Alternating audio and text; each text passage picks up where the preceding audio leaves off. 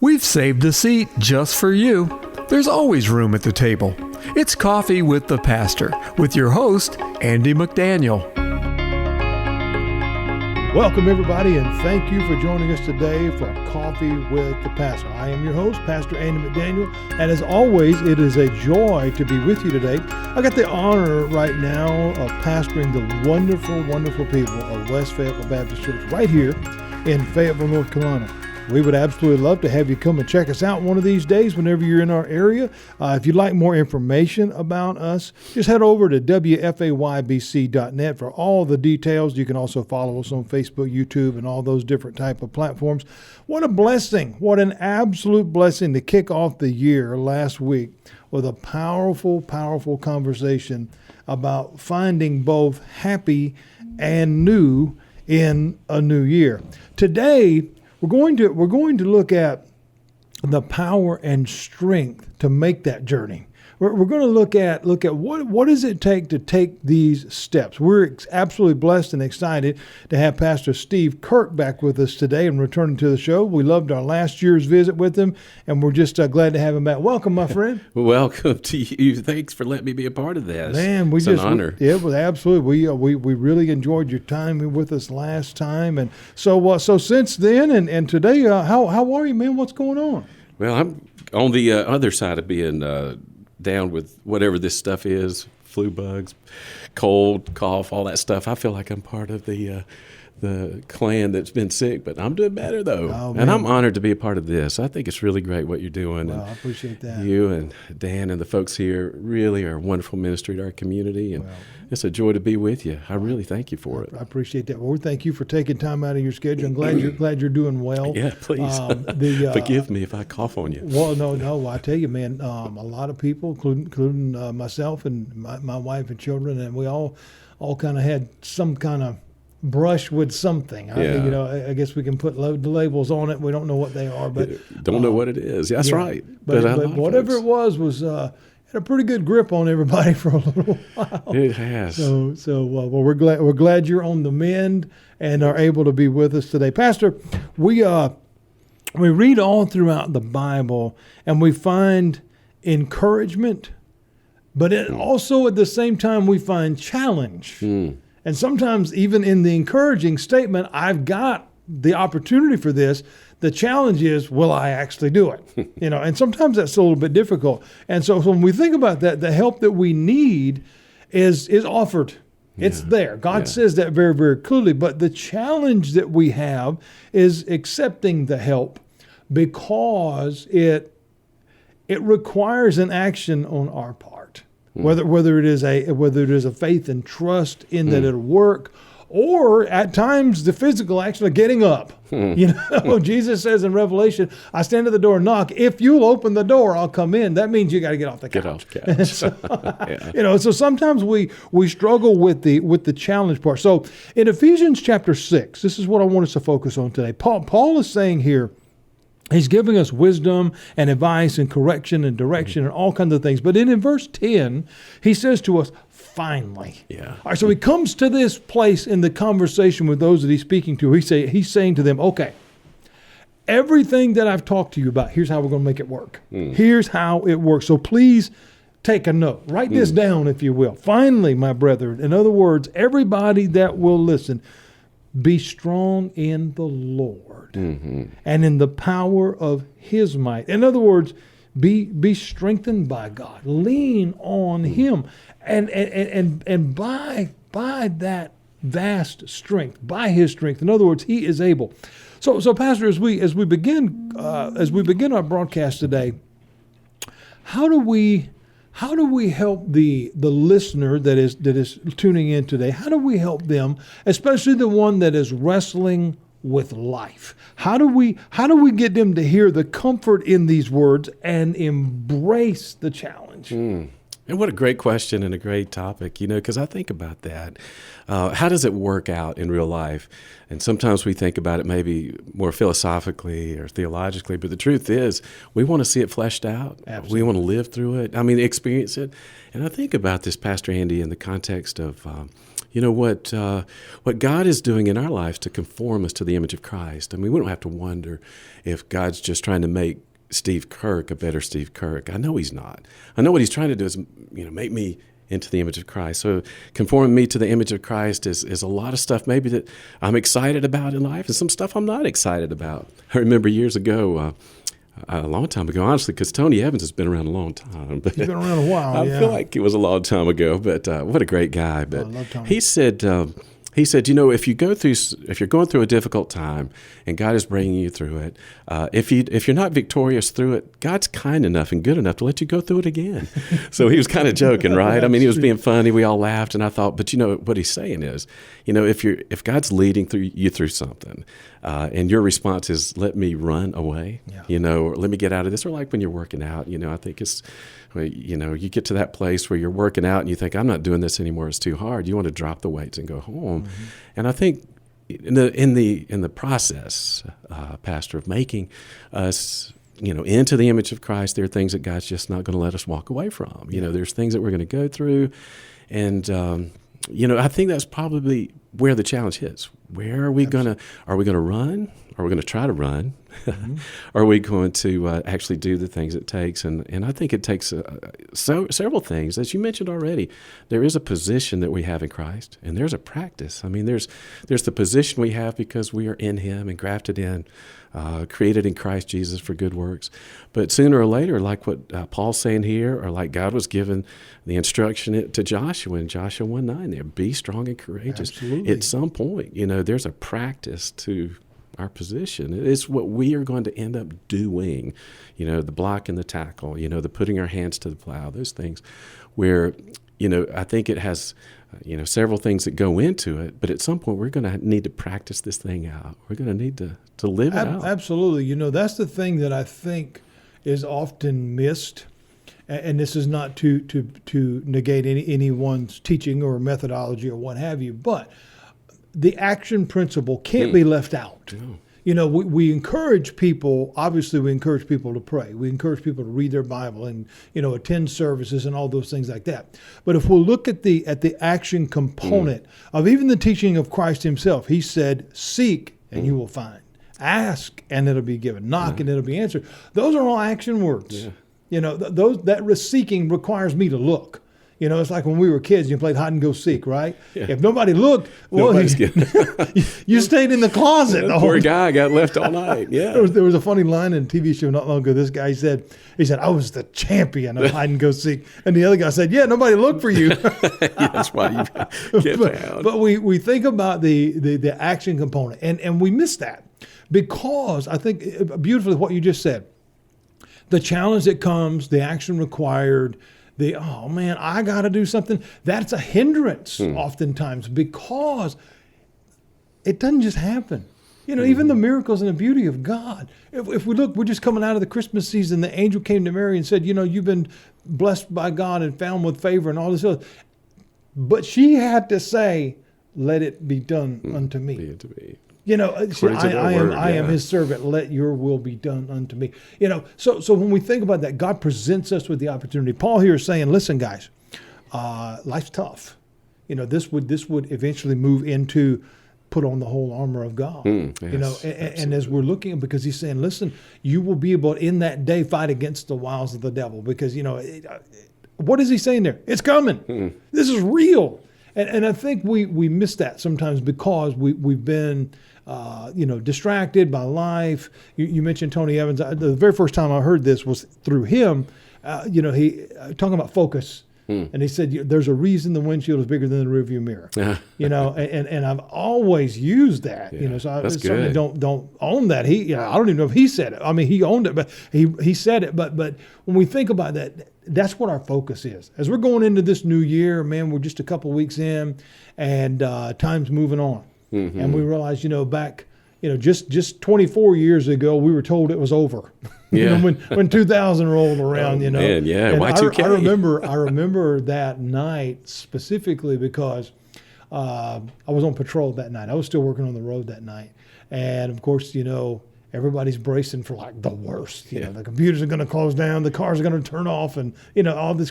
And so we're working, and the midnight hour rolls, and calls are still coming in, and people are still being naughty, and nothing changed. Nothing changed. But Paul is saying here, and if we think about as we receive instructions and guidance and things from the Lord, Paul says, finally. In other words, okay, now we've reached to the point of the conversation. I've given you everything I can give you. Now here's how you make it work. Mm-hmm. Do we miss that still today? We read these passages and we get the encouragement and stuff, but because there's a challenge involved, and I've used this illustration 1,000 times, probably several right here on Coffee with the Pastor. There's a big difference in going by the gym and in the gym. Yeah, there is. I'm good at the by the gym thing. That's it. Yeah, I go by there every day. I even drop off my son and drive away. But when we think about be strong in the Lord, what challenge does that present us? Right. What a great thought. I mean, because there is a strength that is available to us that I think is part of the reality of our relationship with Christ. Because, what Paul was going through, the thorn in his flesh, what he was saying is, I've basically, if I can use it in maybe in my words, I would say, well, God, I've prayed to you. I've asked you to remove this thing. And instead of taking it away, well, I said, my strength is actually perfected in weakness. Yes. And so if he has that available to us, then as Priscilla Shearer said, once again, thinking about that wonderful family, she said, if that's true, then our weakness is required. Yes. It is required. And that's not the way we look at things. I mean, we would judge our success or victories on our strengths, maybe. And I think that's a cool way of looking at it, but in a spiritual economy, in the way that we're really living our lives as believers and dwelt by the Holy Spirit, we're going to come to terms with that reality that, man, I cannot do it without him.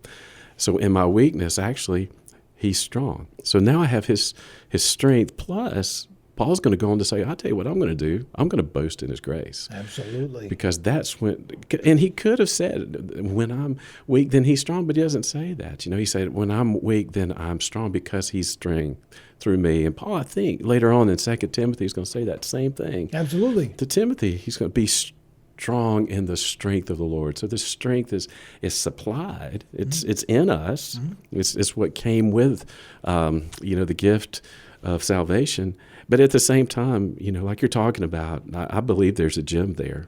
Oh. And it is. It's down the street. It's really there. Yeah. But at some point, I'm going in to experience, that workout. And that workout's real. Yeah, absolutely. Well, that's what Paul is trying to get us to understand. And I want to encourage someone today, because, again, life is real. Yeah. We're never here, not only on this broadcast, but on any whether we're in the pulpit or any other time that we're teaching, to just puff everybody up and say everything's going to be rainbows and ice cream, because that's a lie. That's not true. Mm-hmm. Jesus said, in this world, you will. If you follow me, if you watch what I'm doing and you go after me in this world, you will. That's a promise. Mm-hmm. Have tribulations. Yeah. There's going to be some headaches. There's going to be some stub your toe moments. Those things are going to happen. And Paul is saying here, but don't find the strength in you. Mm-hmm. Find it in God. Yeah. But that requires that I do something. Yeah. And so when we think about, starting off the new year, a lot of resolutions. People make resolutions. Of course, they start them, on January 1st, and they're usually done by the March. 31st.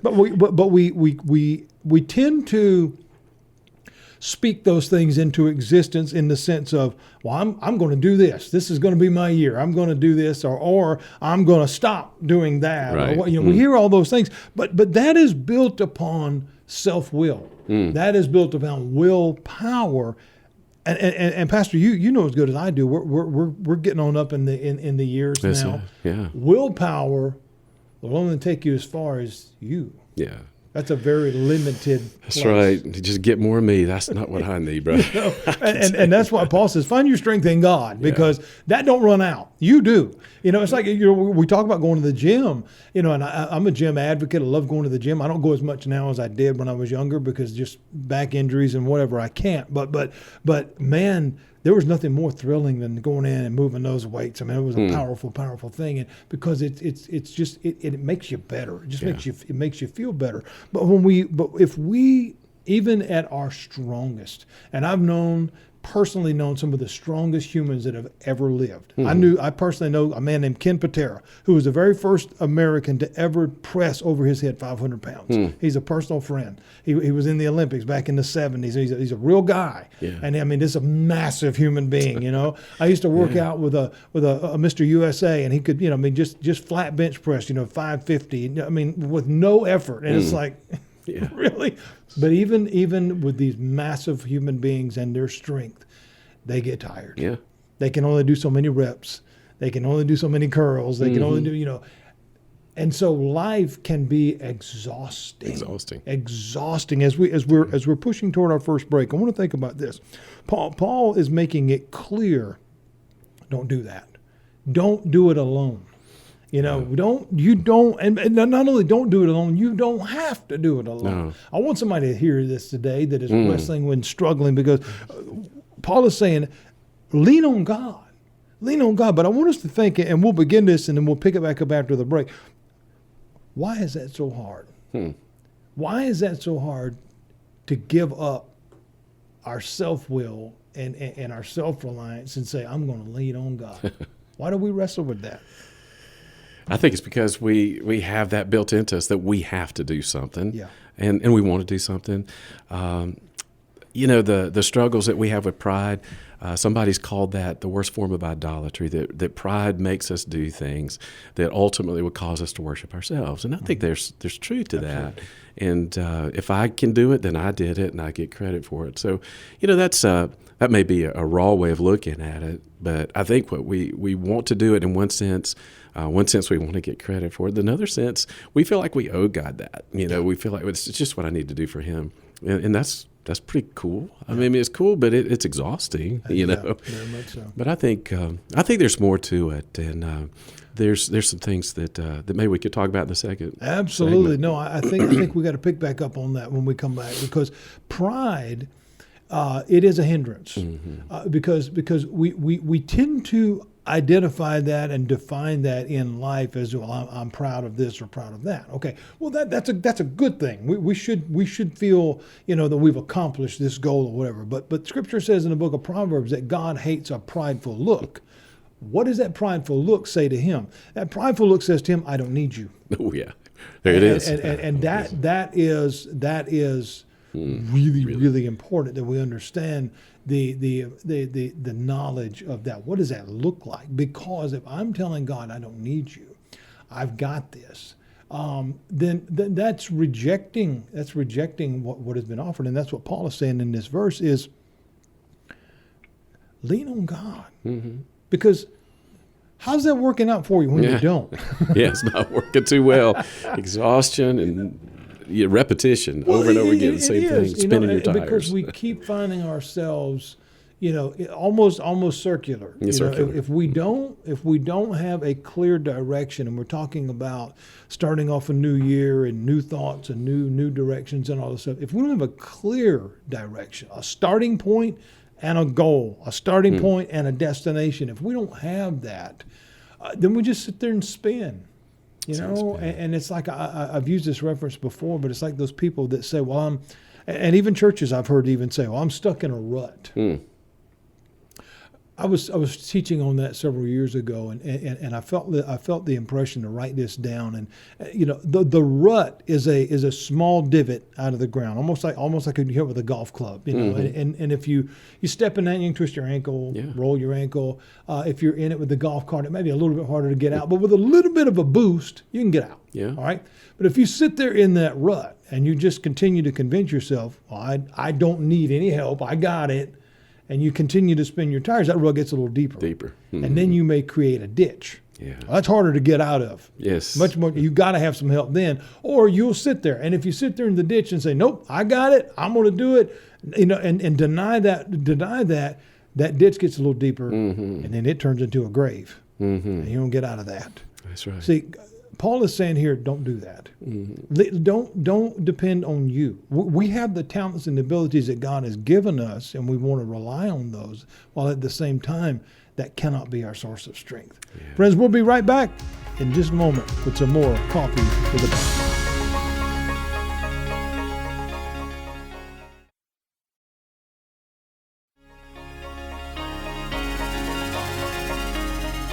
Welcome back, everybody, to Coffee with the Pastor. We are excited to be here today with Pastor Steve Kirk. We're having a conversation based on Ephesians chapter 6, and where Paul says, finally, brethren, find your strength in the Lord. Lean on Him. Don't just count on you. Pastor, in a recent teaching that I've been working on, Paul writes in Colossians chapter 1 and verse 13, he says, God has rescued us from the power of darkness. Gosh, wow. Okay, so here we see a couple of different things. We receive the offer of the rescue. He said, God has rescued us from the power of darkness. The power is what holds us there. But God says, that don't have any hold on you. If I've got you, I can rescue you from that. So we have the ability to be rescued if we'll call upon, as again, finally, brethren, hey, here's how you make it work. Lean on the Lord. We've received that to be rescued from the power that keeps us in place. The power that does not help us, the power that tells us you can't, you're this, you're that. And we allow, I think, the whisper of the enemy. We allow the power of society and the culture, social media, all these different things to almost be on the blacksmith's anvil being beat to death, and just flatten out and saying, I give up. We don't have to do that. God says, I've rescued you from the power of the darkness that holds you where you are. But on our part, that requires faith, it requires trust, and it requires accepting His offer of help. Yeah, receiving why do so many reject the offer of help that's been given?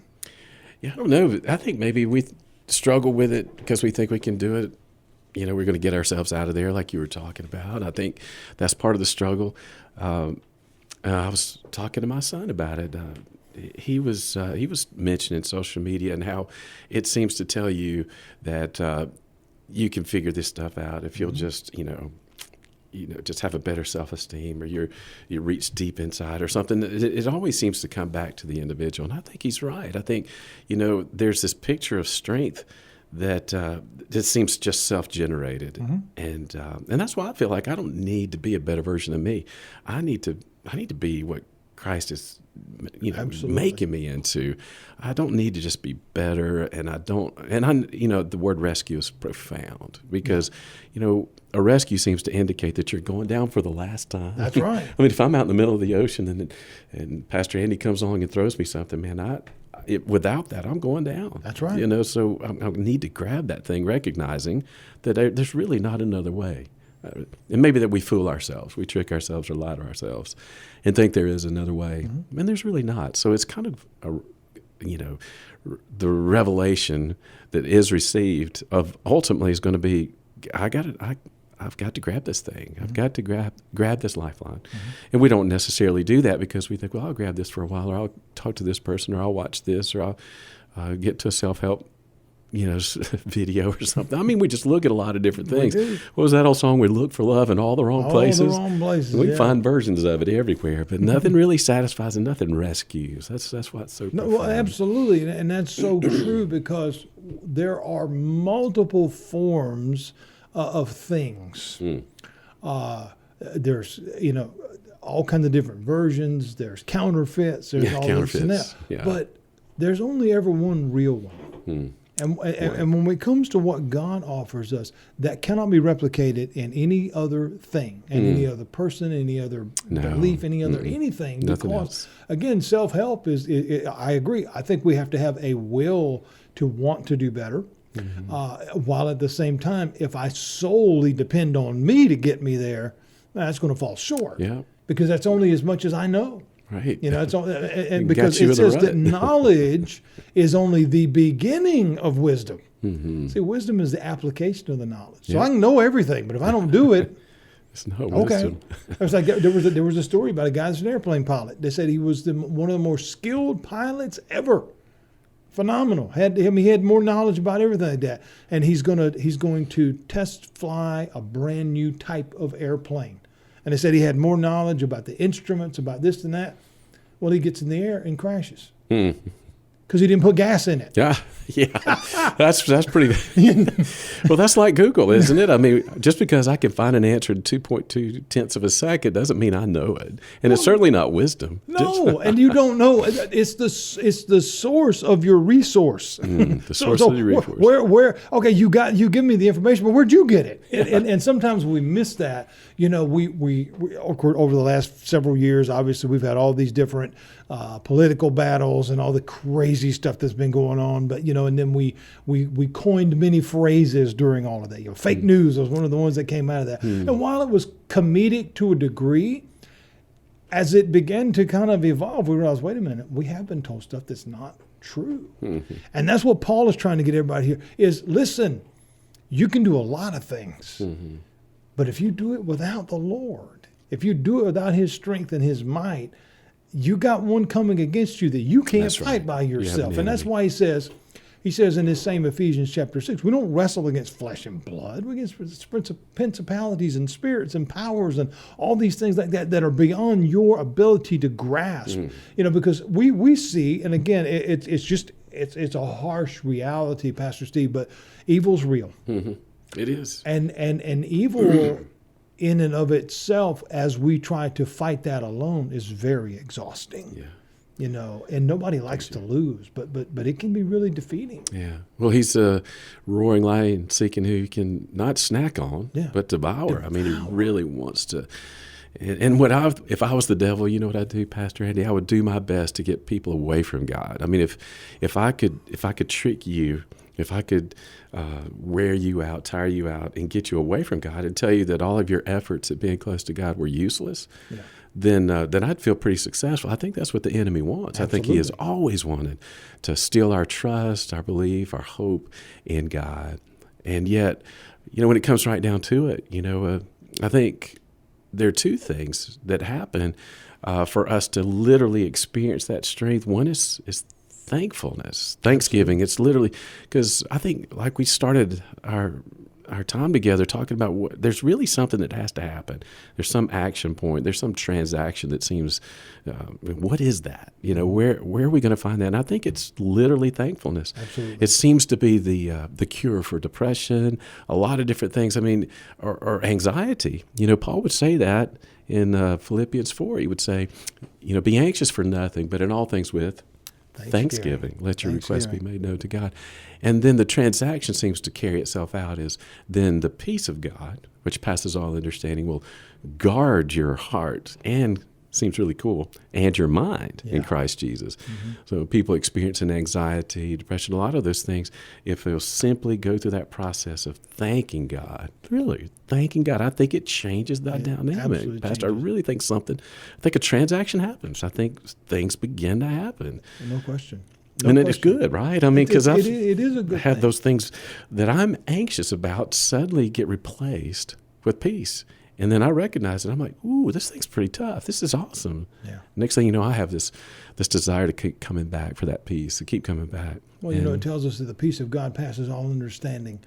And when we think of the word peace as it pertains to the world, that is the absence of conflict. So when we look at it through the definition, we realize that's unobtainable in the in world. this world. But God is telling me I can have it in me. Yeah. So regardless of what is going around me, when I find my strength in the Lord, then I'm able to have the peace of God, but I'm able to have peace with God. Yeah. And man, that changes everything. That changes everything. That's where it You know, really has to start. and it really does. Like you said, it gives us a mindset, a heart, a spirit of thanksgiving. Obviously, coming out of the holidays, we tend to, think of words like that with, turkey and pie. Yeah, absolutely. Which they're good too. Don't get me wrong. They're real good. But Thanksgiving from our heart. A lot of people don't. Years ago, I'm a word nut. I love words because they have meaning. And when we understand the context of the word and the word Thanksgiving, if you look that word up in the definition in the dictionary, it says a day set apart to give thanks to God. Now, we don't see that in a secular world. We don't think about that. But that's how Turkey Webster Day. defined that word, as a day set apart to give thanksgiving unto God. And so, again, we can wake up in the morning and we can, this is that and this, but let's start back with the fact that you woke up. Absolutely. If you woke up, God has a reason for you to be here. That's exactly right. And if you don't That's transformative too. That's it. It absolutely, because then when you find yourself at that door, and facing life, whatever it may be, relational, work, whatever the challenges may be, we know, and we're not going to sit here and tell everybody that every day is going to be great, because that's not true. Mm-mm. Some days we're going to be, that's what we're talking about. You woke up and didn't feel good, and that lasted for a while, and it changed your plans, and you didn't get to go travel. Right. We could get all on that woe is me pity pot. We can get there, Yeah. And the problem with that, though, is sometimes we can get on there, and it gets kind of comfortable. Yeah, stay there forever. And Paul is saying here, don't do that. Find your strength in the Lord, because when we do that, it's like we're told in Proverbs, don't lean on your understanding. Absolutely. And when we grasp that, then we're admitting, I don't know everything. I hadn't got it all figured out. I mean, Paul himself said, I ain't attained everything. I'm still working on it. Pressing on. That's right. And when we grab that, as we think about the power in these statements and in these scriptures, we read them and it sounds like, oh, that's easy, that's good, that's easy. But flesh gets in the way, pride and all those other things like that, because we're almost conditioned to where, suck it up, you got to do it, and this. Okay, we can get all the encouragement and all those things like that, but at the same time, if I'm operating alone, if I'm operating only in me, I can only go so far. Yeah. So that, there's that one that's listening today. So, I'm battling this, that, or the other. I mean, if they're doing it alone, they feel defeated. Yeah. Yeah. And I've been there. Right. And it'd be cool to actually say that what I'm going to do is find a partner. I'm going to find somebody to pray with. I'm going to find somebody who'd like to study the Bible with. Churches have so many opportunities. And we call them life groups, discipleship groups, community groups. There's a lot of things that literally we can do to find a person, like when you're talking about working out with these guys in the gym. There's something that happens when somebody else is doing it, whether they're encouraging you or whether they're just working out alongside or whether they're struggling too, and then you encourage them. There's something about that other person coming alongside, the literal person who comes to join you in the journey. And I think God created us to have those people. Oh, there's no I think doubt. He wants us to have that. I think we were made for community. And no that's the beautiful thing about churches. It's a good thing when people start thinking about, I think, go to church. That's a good thing. There's a lot of good reasons. And I've heard it a lot recently, Pastor Andy, and I know you hear this stuff too. I just don't know what I'd do without my church family. Mm-hmm. I don't know what I'd do. I need my church family. I need to be there. The community, the friendship, the understanding. Sometimes somebody to speak life into you, or sometimes somebody to tell you, you know what, that's really not right. That's some stinking thinking. It needs to stop. Absolutely. And that happens in community, and that happens in friendships, and sometimes we need that too. We definitely need that. We need that all the time. We need that other person, and that might be another thing we start the new year doing. God, will you bring someone into my life that I can share this journey with, that I can share life with, or God, will you help me to be that person for someone else? Absolutely. Well, if we look at life as what it is, we understand in John chapter 10, Jesus said, I give you life and it more abundantly. It's a gift. How do we treat that gift? What do we do with it? Do we live life or do we watch it? I'm afraid we don't watch. Two very, very different things. Yes, a lot of times we're just watching it go by. Yeah. But he said, I come to give you life and it more abundantly. if he gives us the gift, he also gives us the tools to access that gift and use that gift. In other words, you got the car, but he also gave you the key, so you can drive it, right? But do we call on him? Do we, when he's saying, "Hey, you don't have to do it by yourself." I'm working on a new teaching for a Sunday morning message on the Great Commission, and the beauty of that is he says go. And then he gives us the context of what the go is for. Mm-hmm. And then at the end, he says, and I'll go with you. Mm-hmm. Absolutely. So we don't have to do it by ourselves. Mm-hmm. And that's what Paul is telling us is lean on him. Mm-hmm. He's there for you. He's not, and we have the promise of God that he's never left us, never forsaken us, even when we were off in places that we didn't need to be, and a lot of people have felt so defeated and so beat up because they didn't accomplish this or that. And again, we look at society, and society tends to always remind us of what we didn't accomplish or what we kind of blew, but God doesn't do that. Mm-mm. I love the story, and I know you've taught this many times. I know I have. But I love the story of the prodigal son, because in the contents of that, the father, he knows the son's going to really screw up. Mm-hmm. He knows that. But he loves him enough to let him learn. He loves him enough because he's not going to be able to stop him. Because if he wants to do it, he's going to go do it, right? Mm-hmm. But what I love is when he learns that life lesson, when he's in the hog pen, realization comes to him.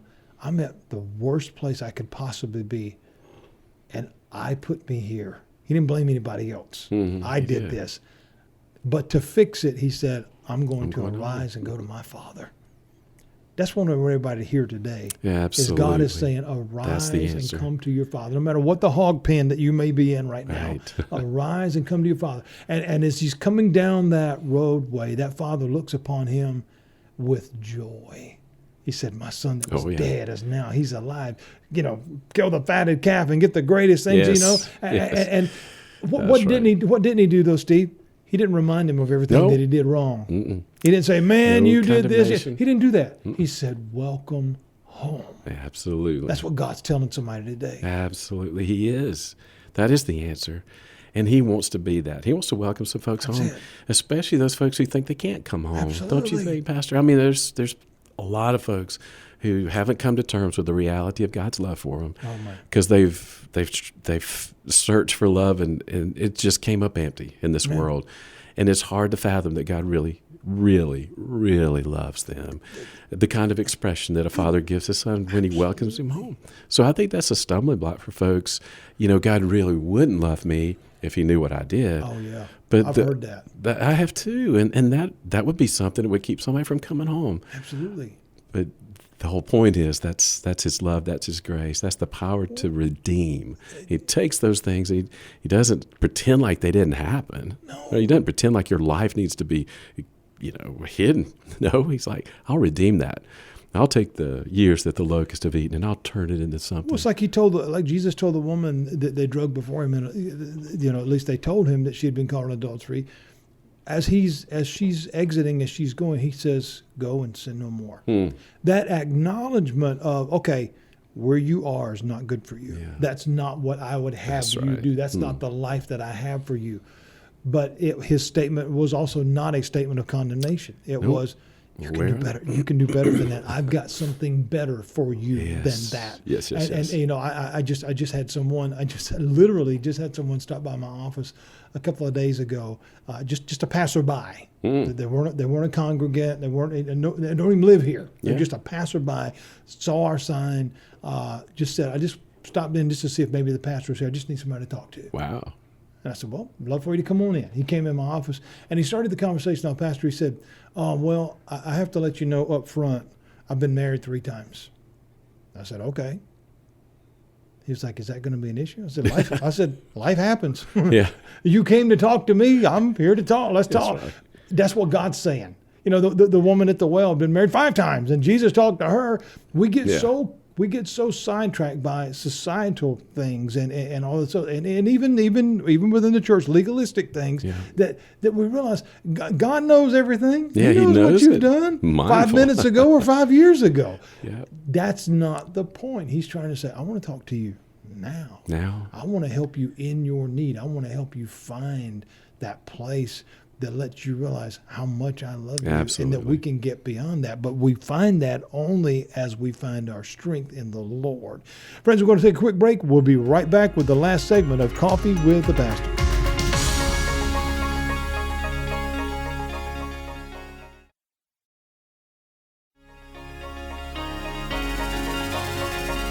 Welcome back, everybody, to the last part of Coffee with the Pastor. We are so grateful to have you with us today. Thank you for all that have tuned in. And if you're just tuning in, we're talking about being strong in the Lord. Our guest host today, our guest today is Pastor Steve Kirk.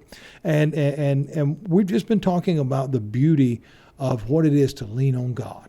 You know, and when we consider Paul's words as we started, and we're going to end the same way from Ephesians 6, finally.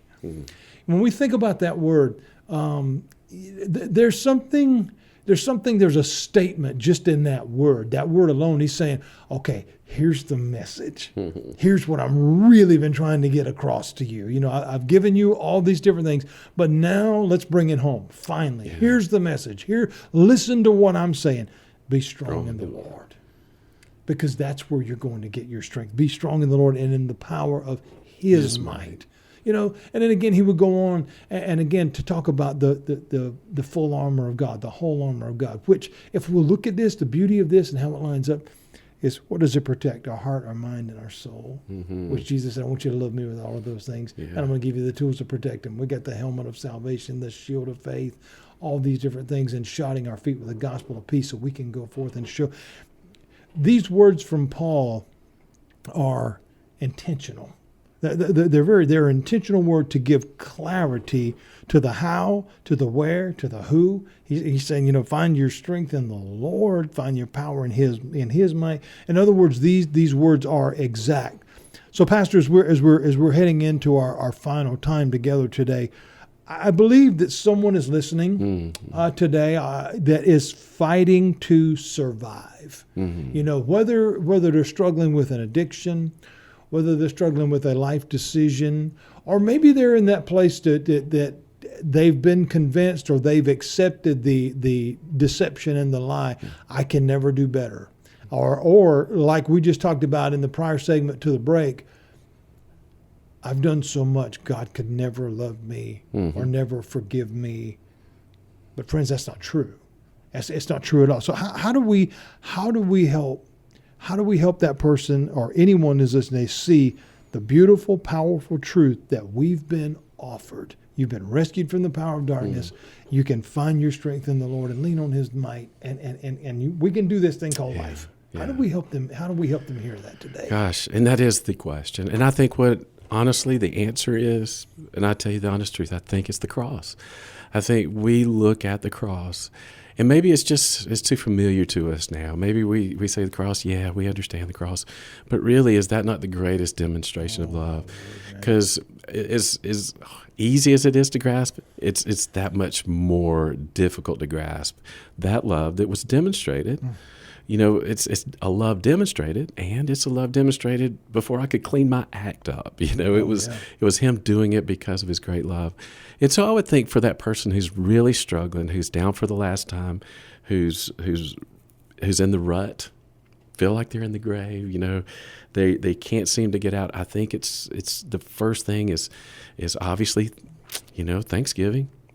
That's transformative. And then a look at the cross. I think, you know, ultimately God has revealed Himself to us. He's revealed Himself to us, Psalm 19, and the heavens declare the glory of God, and the skies proclaim the work of His hands. You look around, you see that He's talking to you in that general type of revelation. But at some point, you know, the cross, the revelation, all these things are going to lead us to His Word. And I really believe in This is part of my favorite teacher, theologian, friend is my wife. She really loves God's Word. She loves it. Lord really speaks to her through the Word. I know that it changes lives. She wrote a book this past year that people have picked up, and really, it seems like every time somebody talks about that little book, they say, gosh, there's so much in the Word. There's so much in the Word. But I think that's part of our downfall. We don't think there's that much in there. We don't think it's we think it's information, not transformation. Amen. I think I'll study the Bible. That's good. But really what happens is the renewing of our minds, the transformation of what we think we are to what God wants us to be. I mean, the conforming to the image of Christ, experiencing the life that he really wants for us. I think when we look to Christ, we look to his love demonstrated on the cross. I think when we have a hunger for his word, I think he pours it on us. I think even more so. And the next thing you know, I feel like we're on a journey with him.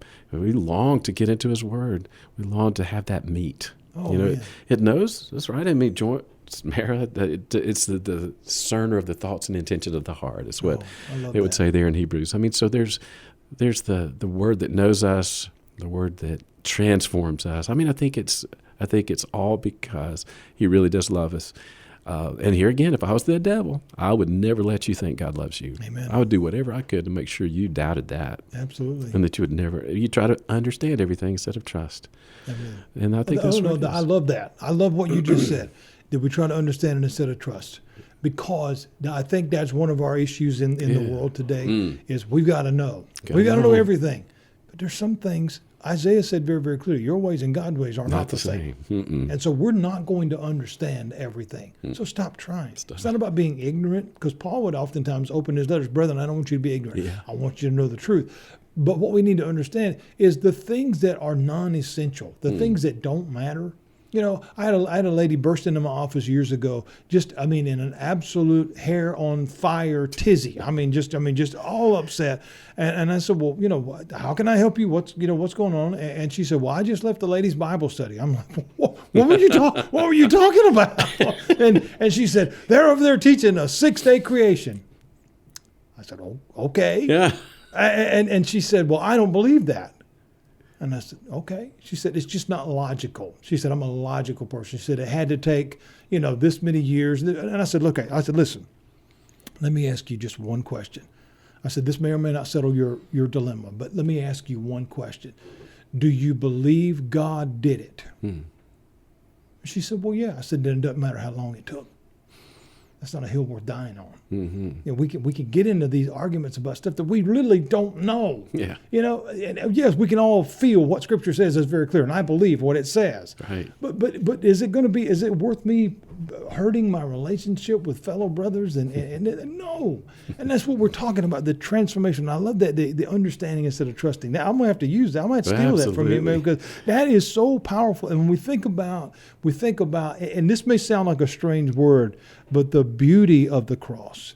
When we look in the book of Hebrews, Jesus says, for the joy that was set before him, or it was said of Jesus, the joy that was set before him, he endured the cross. That joy, friends, I want you to understand this. If you don't hear anything else today, that joy set before him was you. Hallelujah. Your ability to have salvation. That's true. He said, that is worth what I'm getting ready to do. And I'm sure it's an old thing. I've read it. You've read it. We've all said, but I asked one time, how much does God love me? And he said, this much, and he laid down his life, and he had his hands nailed to the cross. When we think about the beauty of that picture, while grotesque in the visuality of that, the blood and all the horror of that, the beauty of that love is beyond anything we could ever remotely conceive in our minds. We can't even fathom that level of love. So when Paul says, be strong in the Lord, we're finding our strength in the Almighty, in the one Almighty, with all the strength that there is, and leaning on his power and his might, the one that gives me the ability to get up, the one that gave me the breath of life, the one that allows me to be me, that created me for a unique purpose. Unique purpose. And when we think about the beauty of that, when I graduated seminary many years ago, I remember the guy giving the commencement speech, and I'll never forget this illustration. He said, on the day of creation, the lifeless clay form was laying on the ground that God had formed with his very hands. And, and Scripture says, let us create man. So Jesus and the Holy Spirit, we're there. All right, and so God turns to Jesus, and this is just an illustration, but I love this. It's a beautiful, beautiful picture. God, before he breathed the breath of life into who would be called Adam, he looked up at Jesus and he said, are you sure? Think about that. It's going to cost. Man. Yeah. And Jesus said, yeah. Yeah. For the joy that was set before him. That's powerful stuff, Pastor Steve. When we think about that one today that is saying, I'm not worthy, I'm unlovable, I'm this, I'm that. Those are lies straight from the enemy. Don't listen to that stuff. Find your strength in the Lord. Find your power in his might. And we can do this thing called life. Amen? Absolutely. Amen. We can stand. I believe it. I believe it. Well, friends, hard to believe, but here we go. Another hour has gone by. It goes by so fast. But I truly, truly pray with all my heart that something we've said today has been a help and a blessing to you. I want to thank my dear friend here, Pastor Steve Kirk, for joining us. Brother, take just a moment, if you will, and tell everybody how they can find you, service times, your church, all those different things. Anything coming up, all those things. Well, thanks, brother. I mean, I have the privilege of serving Green Springs Baptist Church there in Parkton, and a wonderful, godly group of folks, wonderful congregation, and would love to have you. Any opportunity we have, and also thankful for a lot of the great things that are going on in the community, like what's going on through WCLN right here, this radio station, and your church. I think there's a lot of really great things going on in our community that are very much geared toward helping folks. Absolutely. I think so. This upcoming month, we have the president of Carolina College of Biblical Studies. He's going to be with us on the last Sunday of the month because, I think it's important for us to think about, Bible study, growing in our knowledge of how to study the Bible, but also our congregations. I think there are people that are